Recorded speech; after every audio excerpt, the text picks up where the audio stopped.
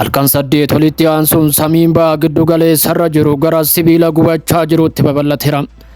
Xiyyaaronni waraana Ameerikaa samii halkan walakkaa tarsaasuun halkan 8ffaaf qarqara galaana Iraan irratti boombii gurguddaa darbachaa bulaniiru.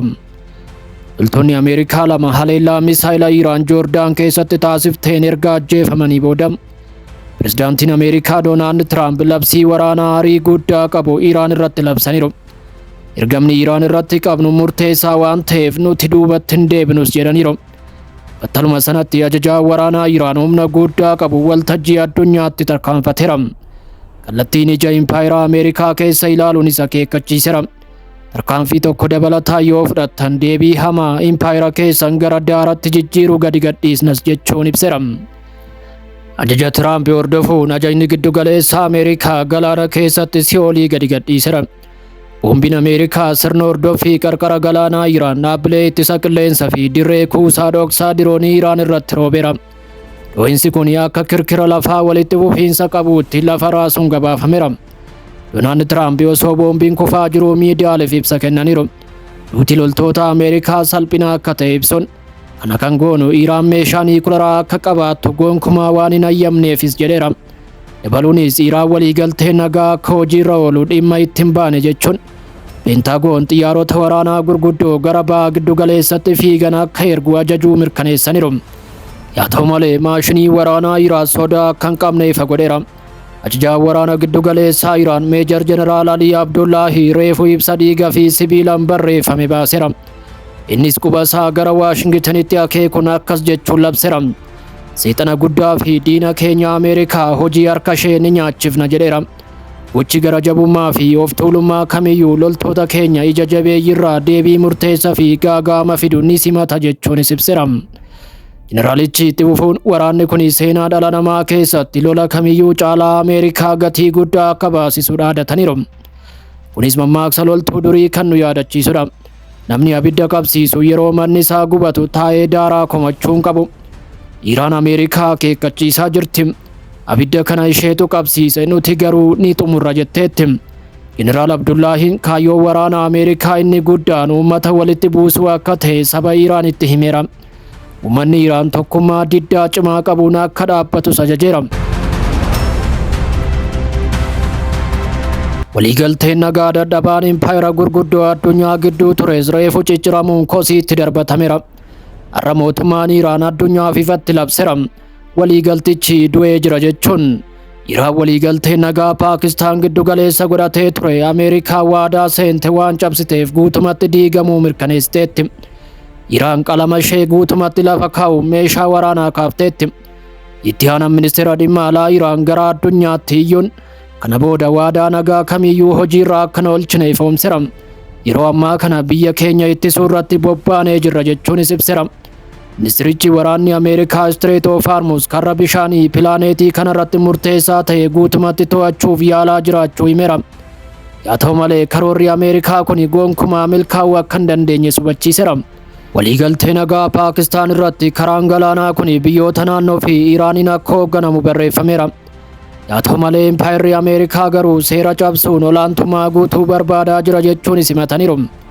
Deebii kanaaf Iraan karra galaanaa kana guutumatti cufteetti.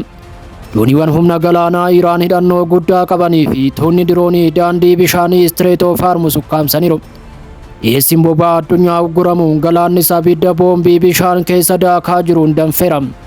Kana cinaatti dambalii riifaa isaanii ni dhuma masaraa aangoo olaanaa Teheraan irraa dhufeera. Hoogganaan olaanaa Iraan Mojtabaa Kaaminiin gara fuulduraatti tarkaanfachuun jechoota utubaa masaraa mana adii raasan gadi lakkisaniiru. Bulchaa olaanaan Iraan kallattiin pirezidaantii Ameerikaatti qoosuun akkas jedheera. Mallattoon Doonaald Tiraamp waliigaltee wal hubannoo irratti mallatteessan guutumatti gatii kan hin qabnee fi amanamummaa zeeroo kan qabudha jechuun labsaniiru. Gara jabummaa abbaa irrummaa fi humna gara jabeessaa Ameerikaa barumsa gaabbisiisaa ni barsiifnas jechuun dhaadataniiru. Egaa kabajamtoota hordoftoota miidiyaa JSS Afaan Oromoo waraanni Iraanii fi Ameerikaa gidduu jiru sadarkaa bal'aa fi hamaa ta'e irra ga'eera. Halkan edaa biyyoonni lamaanuu haleellaa ciccimoodha kan taasisanii. Ameerikaan haleellaa misaayilaa Iraan Joordaan irratti taasisteen loltoonni Ameerikaa 2 du'uu fi akkasumas tokko bakka buuteen isaa dhabamuu amantee jirti. Yaa ta'uti loltoonni Ameerikaa miidhaman kanaa ol ta'ullee akka danda'anidha gabaasni hedduun ba'aa kan jirani. Ajjeefamuu loltoota Ameerikaa kana hordofuun pireezidaantiin Ameerikaa Doonaald Tiraamp waraana hamaadha jedhame Iraan irratti ajajuun isaanii ni yaadatama halkan darbe kana jechuudha. Iraanis deebii haloo ba'uu taasistee jirti. Dhaabbilee waraanaa Ameerikaa kan Kuwait keessatti argamu akkasumas Joordaan fi biyyoota biroo irratti haleellaa cimaa taasistee jirti. Kana malees Iraan waliigalteen Ameerikaa waliin Paakistaan giddu galeessa godhachuudhaan kana dura mallattaa'ee ture. Guutumaa guututti hojiirra akka oollee fi akka diigamedha. Ministeerri dhimma alaa itti aanaan ministeera dhimma alaa Iraan ibsa baasanii kan ibsani. Kanaafuu waraanni biyyoota lamaanii sadarkaa hamaarraa akka ga'ee fi biyyoonni lamaanuu waraana kana caaluun akka walitti deebi'anii dhaadachaa kan jirani. Humni waraanaa Iraan meeshaa waraanaa kana dura fayyadamee hin beekne fi addunyaa irratti mul'atee hin beekne Ameerikaa irratti fayyadamuu akka danda'udha ibsa baaseen kan beeksise. Ameerikaanis duubatti deebi'uun akka hin jirredha pireezidaantiin biyyattii ibsa kennanii kan hubachiisani. Kanaafuu biyyoonni lamaanuu waraana kana hammeessuu akka danda'anidha mallattoo agarsiisaa kan jirani. Kana cinaatti biyyoonni galoo galaanaa miidhaa gurguddaadha irra gahaa kan jiru keessattuu Kuwait irratti haleellaa ciccimaan raawwatameera akkasumas bu'uuraaleen misoomaa hedduun caccabanii jiru. Iraan biyyoonni baha giddu galeessaa waraana Ameerikaa yookiin immoo buufata waraana Ameerikaa keessummeessan kamiyyuu haleellaa kana jalaa miliquu akka hin dandeenyedha irra deddeebiidhaan ibsaa kan jirtu. Gama biraatiin Israa'el waraana cimaa Libaanos irratti itti fuftee jirti. Kunis waraanni kun waraana naannoo ta'uu akka danda'udha sodaatamaa kan jiru. Bulchaa olaanaan Iraan Mojtabaa Kaaminiis waraana Iraaniif ajaja dhumaa kennaniiru. Waraanni Iraan jajjaboon waraana Ameerikaa kanaaf deebii murteessaa fi barumsa gaabbisiisaa ta'e akka kennu jechuudhaan ajaja kan dabarsani. Kana malees pireezidaantiin Ameerikaa mallattoon isaan waliigaltee wal hubannoo Paakistaan giddu galeessa godhate irratti mallatteessan homaa bu'aa akka hin qabnee fi amanamummaa tokkollee akka hin qabnedha kan ibsani. Pireezidaantiin Ameerikaa Doonaald Tiraamp gama isaaniin nuti gocha kana taasisaa kan jirru yookaan immoo loltoonni Ameerikaa gatii kaffalaa kan jiraniif Iraan meeshaa niikuleeraa akka hin hidhanne dhoorkuuf akka ta'edha jechuun kan ibsani. Yaa ta'uti yeroo kana loltoonni Ameerikaa yookaan immoo Ameerikaan Strait of Hormuz bansiisuu irratti xiyyeeffattee kan jirtu. Dhimmi niikuleeraa yeroo kanatti yaadatamaan jiru. Iraan illee meeshaa niikuleeraa hidhachuu yoo barbaadde yeroo kanatti hidhachuu akka dandeessudha. Xiinxaltoonni Israa'el ibsaa kan jiranii yeroo waraanaa kanatti Iraan meeshaa niikuleeraa illee hidhachuu akka dandeessuu fi Ameerikaan dhimma niikuleeraa irraanfachuun dhimma Strait of Hormuz irratti xiyyeeffachaa akka jirtudha sodaa qaban ibsaa kan jirani. Xiinxaltoonni gurguddoon addunyaa Ameerikaan waraana kanarraa bu'aa adda ta'e argachuu akka hin dandeenyedha ibsaa kan jirani. Sababni isaa Israa'el waliin ta'uudhaaf guyyoota 40f Iraan irratti haleellaa banuun isaanii ni yaadatama. Jeettiiwwan waraanaa 500 ol ta'an Iraan irratti boombii roobsaa turaniiru.